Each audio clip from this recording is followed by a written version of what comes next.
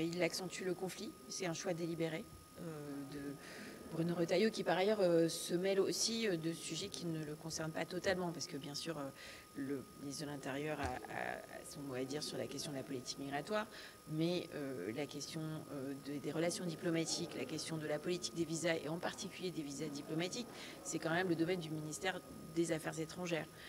Et donc là, on voit en réalité que, encore une fois, Bruno Retailleau a une obsession algérienne qui n'est pas nouvelle et qu'il l'utilise pour faire de la politique intérieure.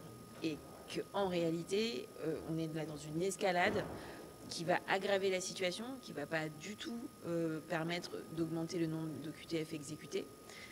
Parce qu'on voit bien en réalité que, en général, les pays et l'Algérie, en la matière, n'a pas un taux d'exécution beaucoup plus élevé ou beaucoup plus faible que la plupart des autres pays africains avec lesquels on a des relations en dents de scie.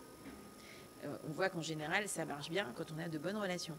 Voilà. Et donc c'est ça qui fonctionne. C'est pas la menace, c'est pas de tendre les relations, mais au contraire d'essayer de trouver un cadre de relations diplomatiques normalisé. Et c'est exactement le contraire de ce que Bruno Retailleau veut. Il veut une rupture. Il ne veut pas du tout augmenter en réalité le nombre de QTF exécutés. Il veut une rupture parce qu'il fait avec ça de la politique intérieure.